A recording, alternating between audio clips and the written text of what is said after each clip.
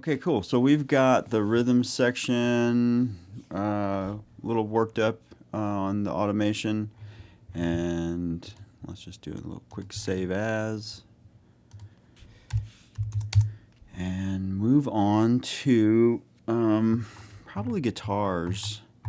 You know, sometimes it just depends on what's going on with an arrangement and the way the song feels. Sometimes with a simpler arrangement or song, I might start with the vocal if the vocal performance is a little bit more dynamic, and that's really got to find its place. A lot of this stuff is just sitting in a pretty good spot where the general balance of things are. So, okay, so I think the next thing to do is get into automating the guitars. We will start with these main guitars. I'm going to get rid of this electric guitar bus that we're not using, because I will be automating on the individual tracks and on the bus in the same way that I did on the drums. So the first thing I'm going to do is I'll do a little bit of automation on the bus.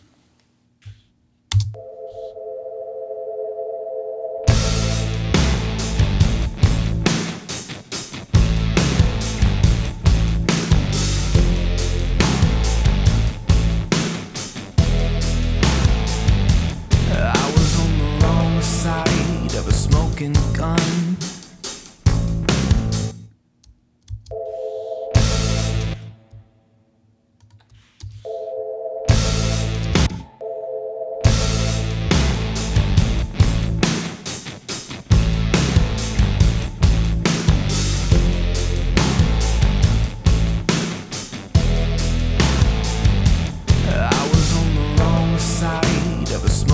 Gun.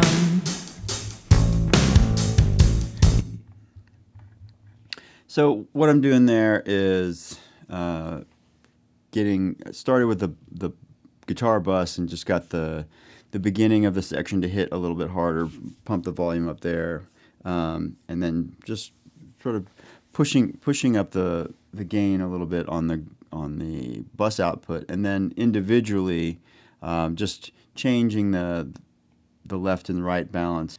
And then on the individual tracks, I'm just doing a little bit of pushing the in-between rhythms and lines, but doing it separately so the balance and attention of the guitar sort of shifts from left to right or right to left. I'm not pushing them up equally. I'm kind of pushing them individually a little bit different so that you can sort of feel the stereo image enhanced a little bit more.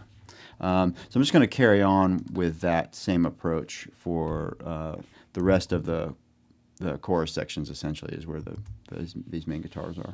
Yeah.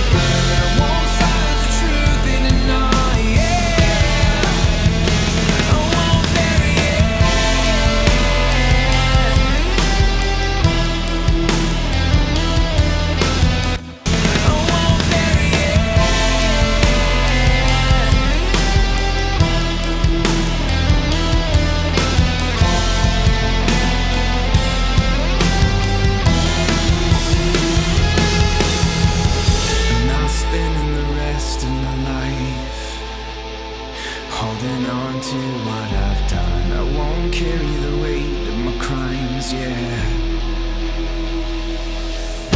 I won't put out the fire.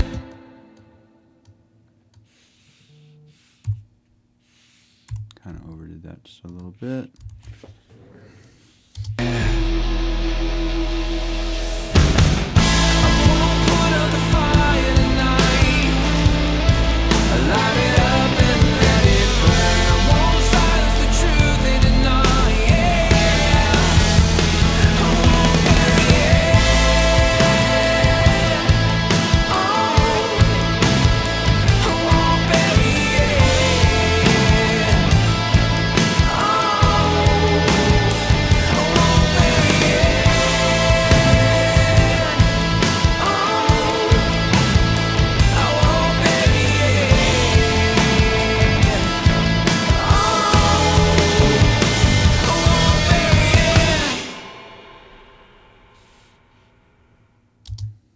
Cool. All right. So we got all the buses done. So the bus automation for the time being. I probably might go back and revise it for the verse or breakdown section, but I think that'll be more like individual stuff. So now I'm going to, on these main guitars, I'm going to do a little bit of automation throughout the choruses, but not quite as much as I did here. There wasn't vocal here. They're the only guitars here, so I kind of pushed them up a little bit more. I'm just going to double check my work there.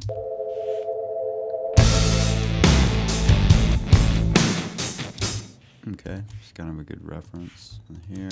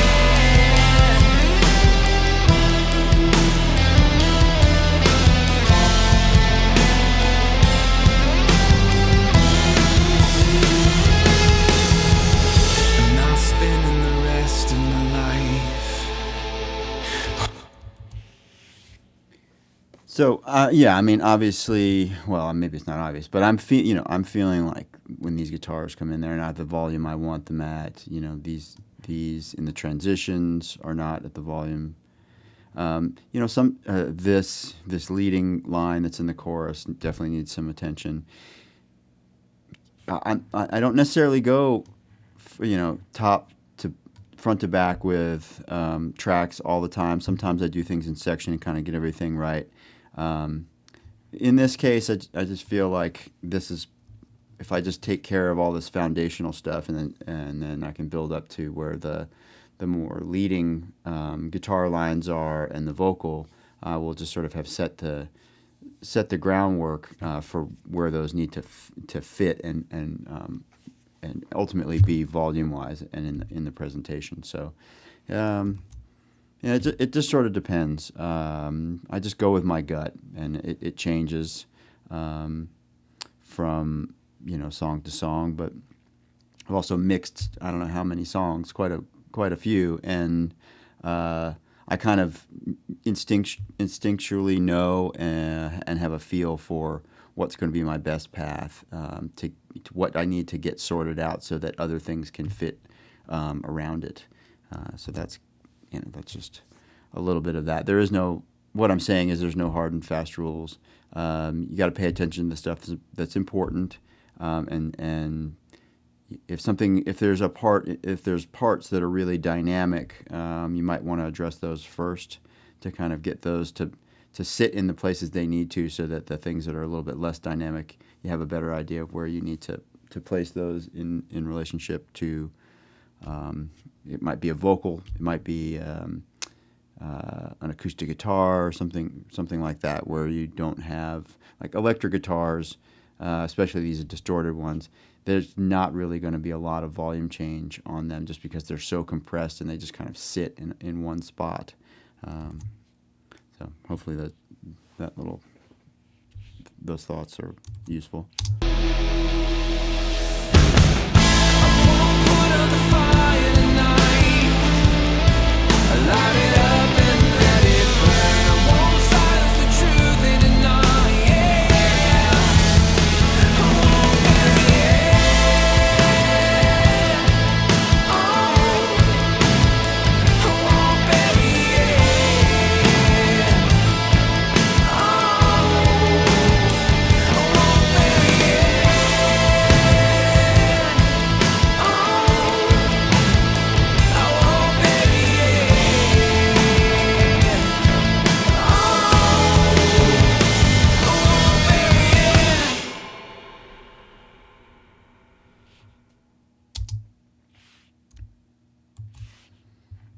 Some of you may be asking yourself, well, why do you go to all the trouble to do this automation when, especially like with these guitars, I'm only in the bass, I'm only changing them, it's only a dB here, up or down. But it's really, I mean, sometimes it's more than that. It depends on the source material. It depends on what has to happen. I think we'll get into some more extreme moves on the vocals. Some of these next guitar parts where they have the lines, background vocals. But like the bass, I think maybe the volume, the range of volume change on the bass might have been 2.5 dB, but that stuff really matters. It's like when you do it, and just moving these guitars around just a little bit, half a dB there, here and there, making them feel like accentuating the one on the right for a certain moment, the one on the left for a certain moment, or doing it together, pushing them up. It breathes a little bit of life into it and gives it a little bit of a feel and a dynamic. Not a big dynamic shift, but it gives it an energy. It definitely breathes more life into it than these static balances. It's starting. Hopefully, you can hear how we had a good balance, and the mix was sounding pretty good before I started to do automation. But all these small little touches really start to breathe some life into it. So, if you are asking yourself that question, just experiment with it. Experiment with it. I mean, this works for me. I think it also fits into the style with which I mix. I would say most things. I try to leave a lot of space and dynamic, as much. Even though I'm obviously going for a lot of level, not a crazy amount, but I'm going for something that's loud and full and present. But I'm not smashing it into place. I'm trying to leave a lot of dynamic in there, and so this also helps fill in some of that space and kind of get everything to be in the place where it can be heard at the right moments and just have a kind of a good feel to it. This is the little subtleties I'm putting in at this stage of things are a little bit of my own performance and what I want to feel and have be present. Okay, so let's look at these. Well, we're kind of in chorus mode. Let's just stay there and see what about this melodic line.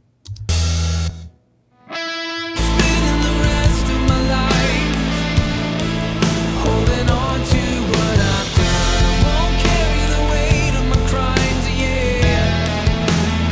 I'll just bury it. I won't put up the fire tonight.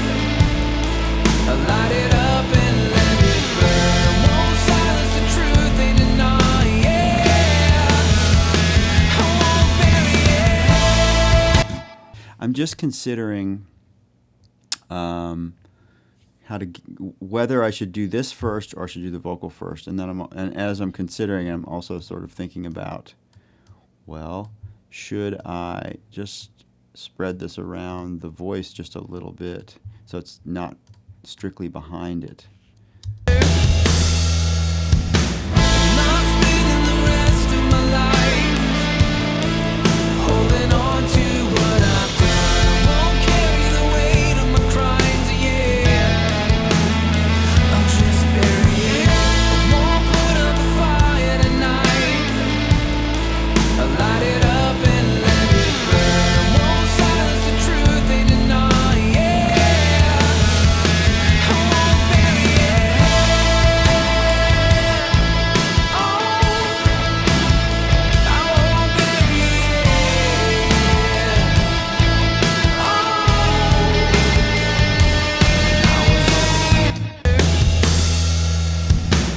not spending the rest of my life holding on to what I've done. Won't carry the weight of my crimes, yeah. I'll just bury it. I won't put up the fire tonight. I'll light it up and let it burn. Won't silence the truth they deny, yeah. I won't bury it. Oh, I won't bury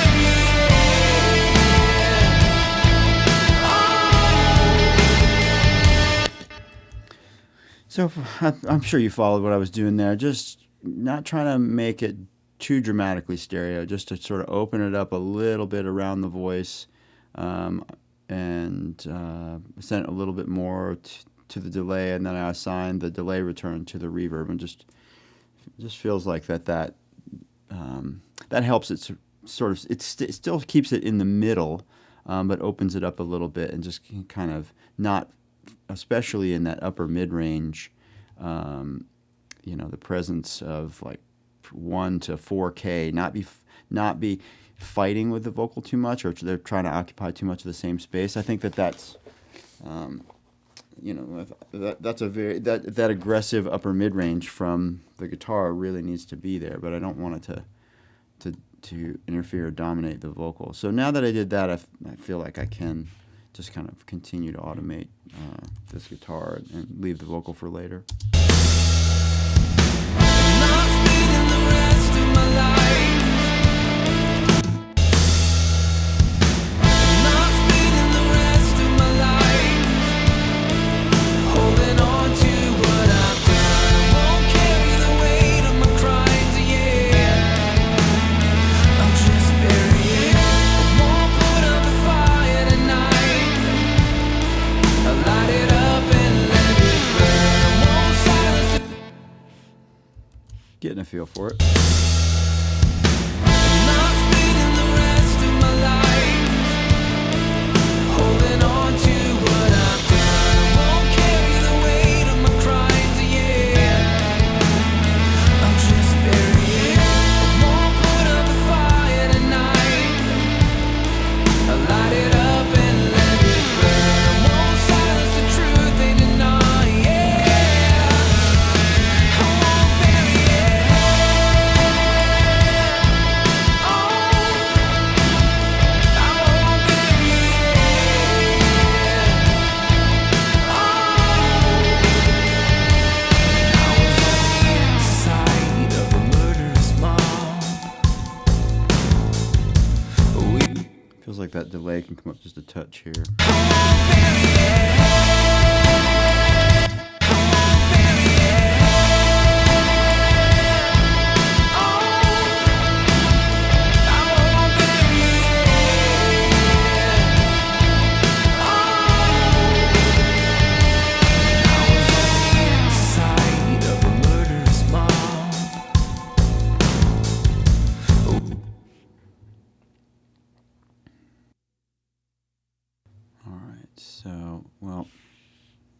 I guess it's gonna have to be pretty individual because these are performances, so they're not copy and paste. It's a we could carry on.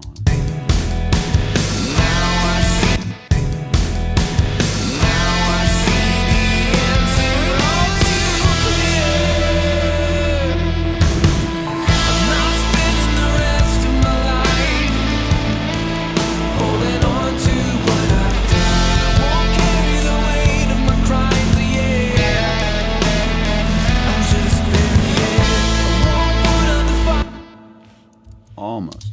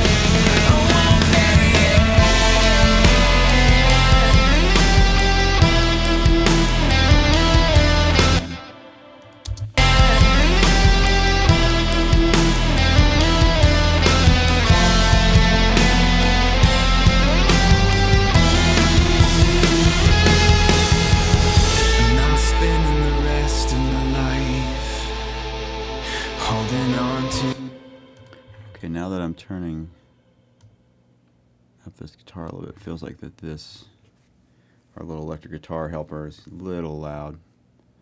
And let's see, let's do the delay. I feel like I need some on this tail here. I need this delay and the reverb to come to life.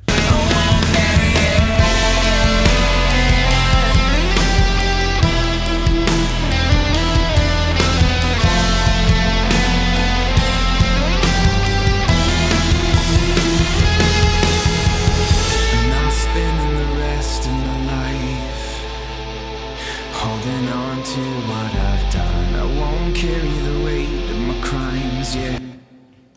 Just want to check. Got a little bit of reverb on these guitars coming in here, so I need to be careful. I'm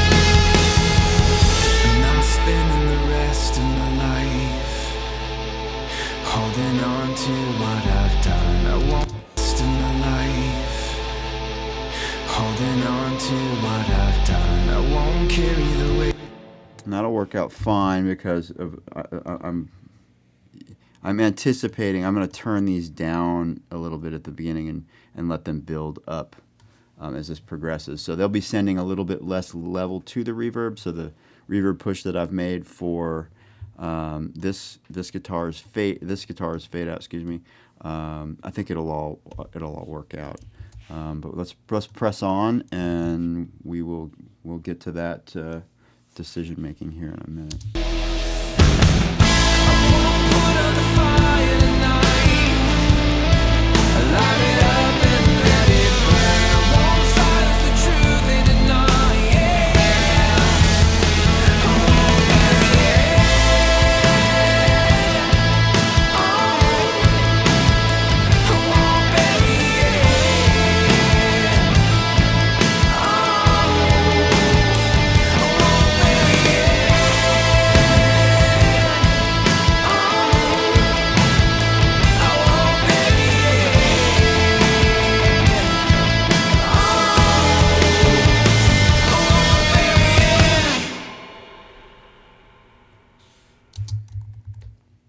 Okay, that all feels pretty cool. You know, it just sort of occurred to me, the view that I'm used to looking to is probably not as helpful as if I did this and get a better sense of what it is I'm doing. So this is a look at what I just did on the guitar. We need to slip this into place now that we got the whole thing happening. And you can kind of see what's going on with the other guitar moves that I did. Drums, see the drum room and how I'm trying to, these are the snare drums. These should be the snare drums, see.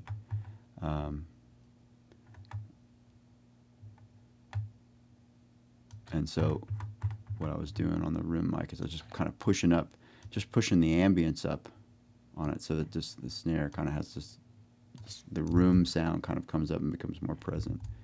And then letting it come down in these moments where the kick drum part is a little bit busier. So we don't get too much of a build up around these double kicks where the kick pattern's a little bit busier. Let's see, bass.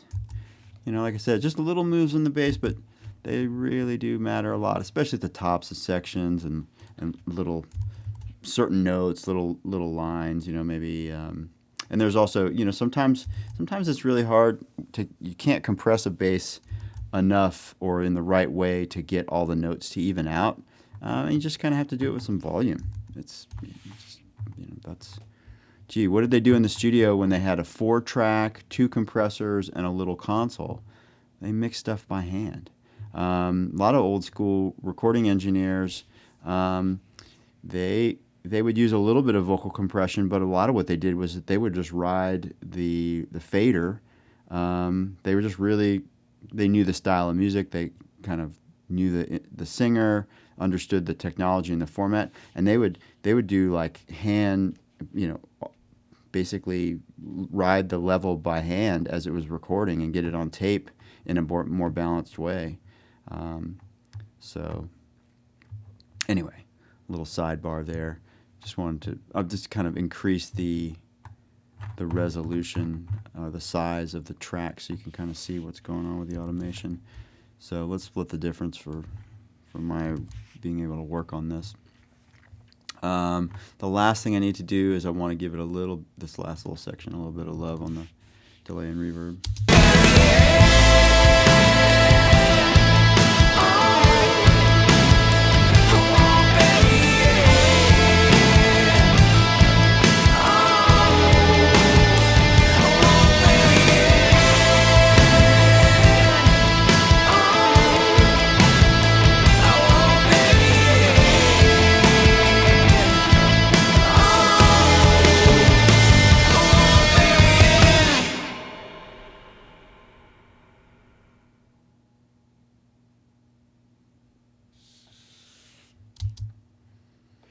Cool beans. All right. Guess we could slide this stuff. It matters a little bit less with effects if they're slid forward, but I typically do it because I am making the moves pretty consistent and in time with the music. All right, so let's address these guitars. I think what I want to do is turn them down a little bit when the section starts and kind of build them up. And so not only are they frequency limited and made to sound a little bit smaller, sort of telephone-like, but this will also sort of help the dynamic of things, I believe.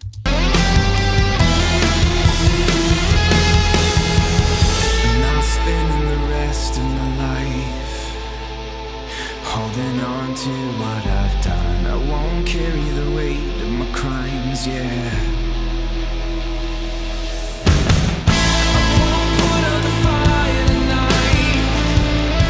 I light it up and let it burn. I won't silence the truth. Cool. Not a huge change. I mean, I guess they had been sitting at -5.5, and then so I brought them down just a little bit over 2 dB. But it really makes a shift. You hear the guitars, but you hear the guitars, and you still have that feeling of rock music. But it really puts a focus on the keyboard atmosphere and the change in Graham's vocal delivery. I'm not spending the rest of my life holding on to what I've done.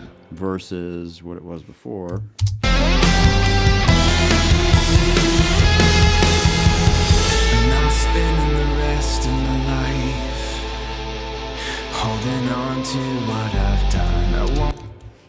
Cool. That works for me. Okay, we'll just slip that. Okay. Right on. Let's just check out this little guitar helper guy. I don't know that we need to do much to it, but I'm just going to see.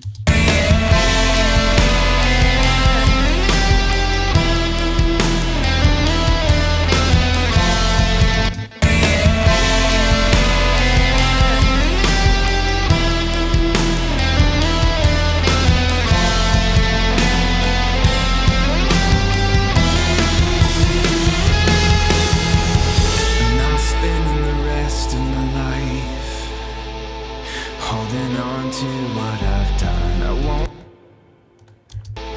hold it. I've done. I won't spend the rest of my life holding on to what I've done. I won't carry the weight of my crimes. Yeah.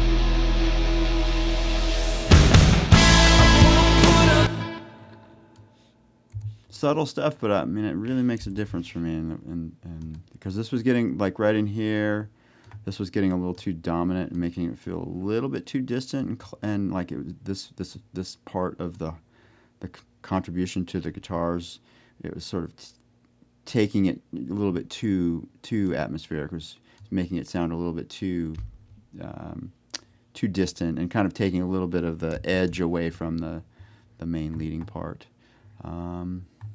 All right, let's. Don't know that this guitar needs anything. Let's see.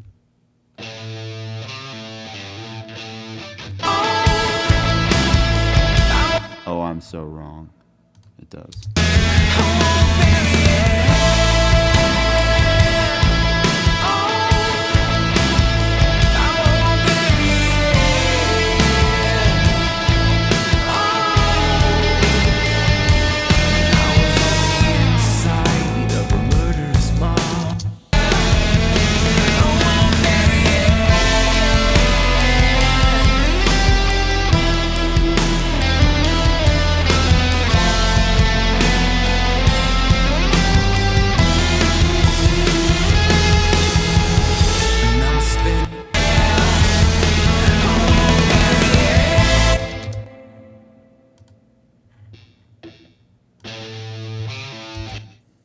We can get rid of that. Okay.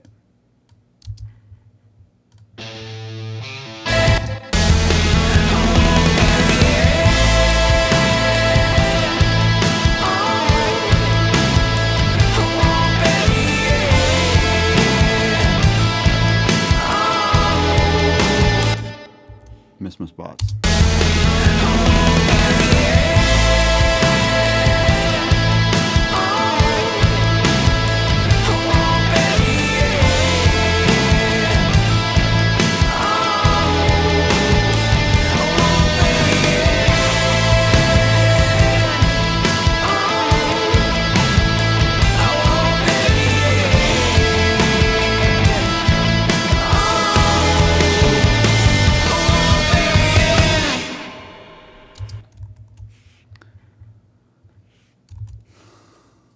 Cool. I just wonder if I overdid it a little bit.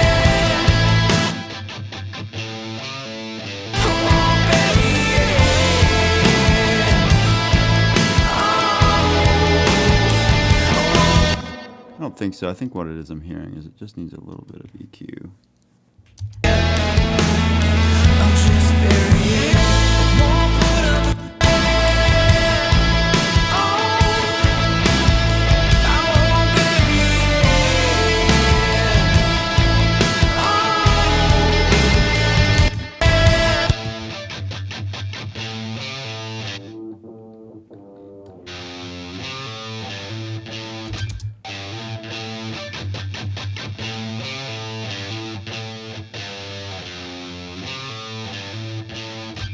Hear how that clears it up?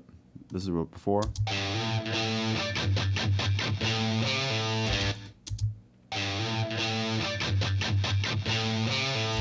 think we could probably even do a little bit more.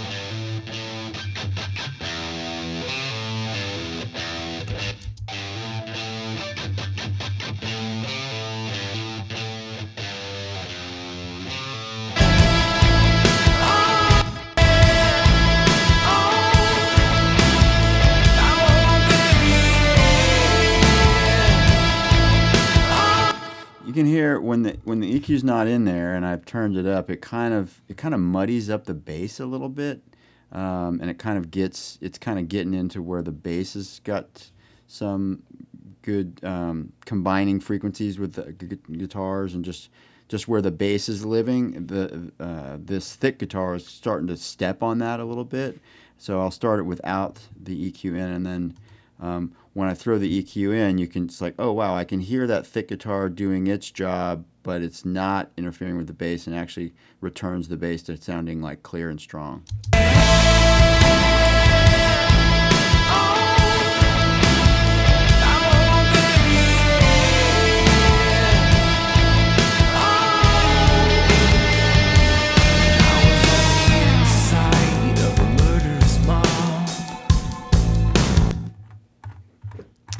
I just sort of have the feeling, just listening there, that I hope you caught that. Now they've been turning stuff up, and think like the room sound has been pushed up, the guitars. It's like I definitely hear the kick drum and the snare drum plenty. I just feel like that there's just a little bit. I'm just losing a little bit of articulation on the kick drum.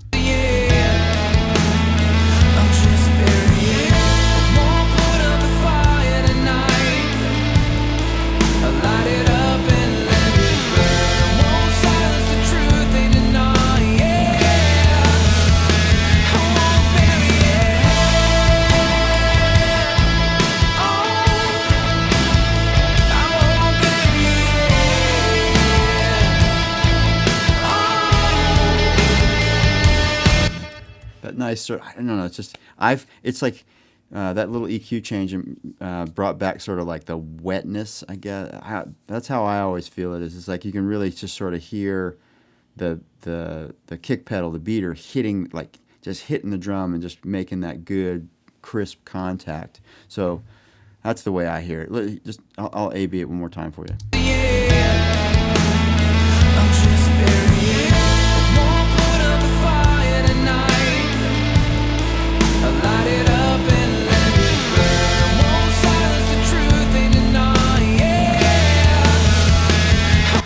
It's not a dramatic change, but it definitely helps it stay consistent and clear and powerful, and competing with all that upper mid-range that's going on. I mean, rock music is very much about upper mid-range and then powerful low end.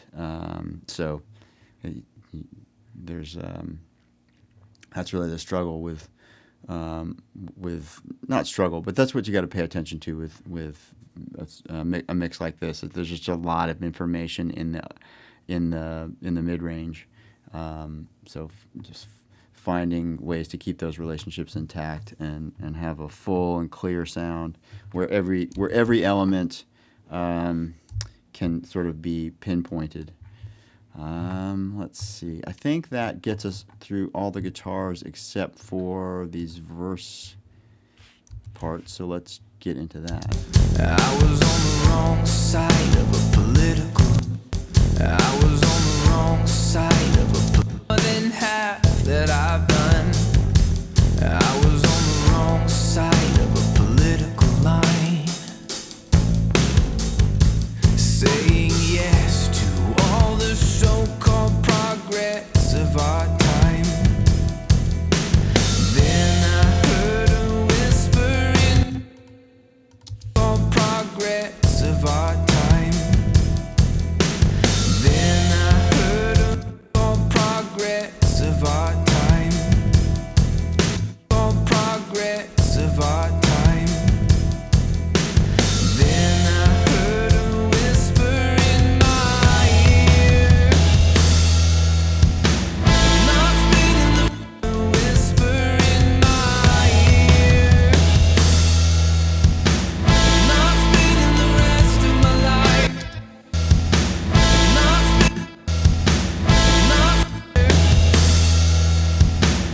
I've been in the rest of my life. I was on the wrong side of I was on the wrong side of a political line. I was on the wrong side of a political line. I was on the wrong side of a political line.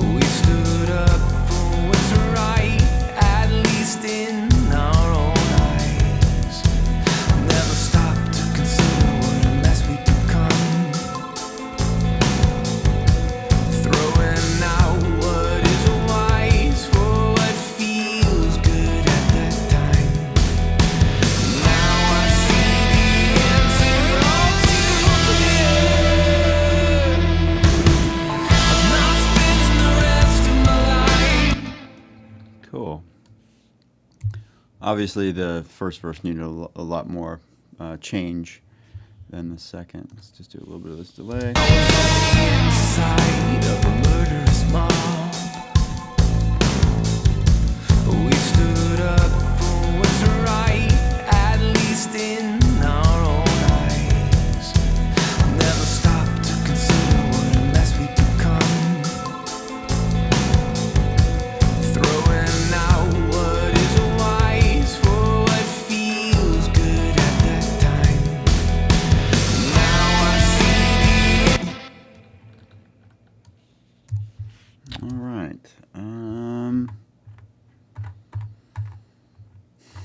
I hear there's lots of little keyboard moments and little decoration parts that I'm hearing that I want to turn up, but I think that those need to happen after I address the vocal.